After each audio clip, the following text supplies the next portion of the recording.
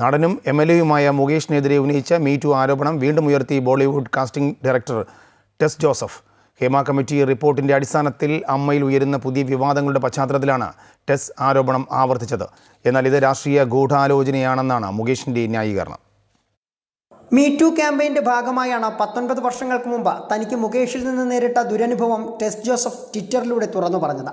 Channel പരിപാടിയുടെ ചിത്രീകരണത്തിനിടയിൽ മുകേഷ് നിരന്തരം വിളിച്ച് തൻ്റെ അടുത്ത മുറിയിലേക്ക് മാറാൻ നിർബന്ധിച്ചെന്നാണ് ടെസ് ജോസഫ് പറഞ്ഞത്.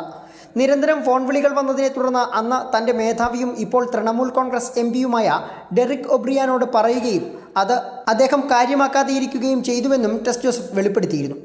രഞ്ജിത്തിനും സിദ്ദിഖിനും പിന്നാലെ ഉയർന്ന ആരോപണങ്ങളുടെ പശ്ചാത്തലത്തിൽ ഇവർ രാജിവെച്ചതോടെയാണ് മുകേഷിനെതിരായ പഴയ ആരോപണം ഉയർത്തി ടെസ് വീണ്ടും രംഗത്ത് വന്നിരിക്കുന്നത്. അതേസമയം പെൺകുട്ടിയെ ഫോണിൽ ശല്യം ചെയ്തിട്ടില്ലെന്നും നേരിൽ പോലും കണ്ടിട്ടില്ലെന്നുമാണ് മുകേഷിൻ്റെ മറുപടി. ആരോപണം രാഷ്ട്രീയ ഗൂഢാലോചനയാണെന്നും മുകേഷ് പറയുന്നു. 6 കൊല്ലം മുൻപ് സ്ഥാനാർത്ഥി നിർണയ സമയത്തുണ്ടായ ആരോപണമാണ് തനിക്കെതിരെ ഇപ്പോൾ വീണ്ടും ഉയർത്തിയിരിക്കുന്നത്. CPIM MLA അല്ലായിരുന്നുവെങ്കിൽ ഇതിൽ തിരിഞ്ഞു നോക്കില്ലെന്നും മുകേഷ് പ്രതികരിച്ചു.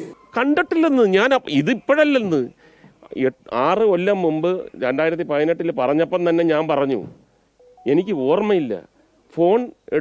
ഫോൺ വിളിച്ചു രാത്രിയിൽ പല പ്രാവശ്യം, ഒരു പ്രാവശ്യം പോലും ഞാൻ എടുത്തില്ല. എടുക്കാതെ ഞാനാണോ ഇല്ലയോ എന്ന് എങ്ങനെ അറിയും? അങ്ങനെയുള്ള ബാലിശമായിട്ടുള്ള കാര്യങ്ങളൊക്കെ അന്നേ പോയതാണ്. പിന്നെ ഇപ്പോൾ എടുക്കുന്നതെന്ന് പറഞ്ഞാൽ നിങ്ങൾ കാശ് മുടക്കി അവിടെ ചെന്നിട്ട് ഇങ്ങനെ വന്നിട്ട് പ്രൊവോക്ക് ചെയ്തിട്ട് പിന്നെ അവരെ കൊണ്ട് എന്തെങ്കിലും, ഇതൊക്കെ ഈ രാഷ്ട്രീയമൊക്കെ നമുക്കറിയാം. CPM-ന്റെ MLA ആകുമ്പോഴത്തേക്ക് കയറി ഇറങ്ങി അങ്ങോട്ട് എന്തെങ്കിലും പറയാമല്ലോ എന്നുള്ളതാണ്. എനിക്ക് വേറൊന്നും പറയാനില്ല, എനിക്കിപ്പോഴും ഓർമ്മയില്ല. യുവതിയുടെ പരാതിക്കെതിരെ നിയമ നടപടി സ്വീകരിക്കണോ എന്നതടക്കമുള്ള കാര്യങ്ങൾ ആലോചിച്ച് തീരുമാനിക്കുമെന്നും മുകേഷ് പറയുന്നു. അമൃത ന്യൂസ്, കൊല്ലം.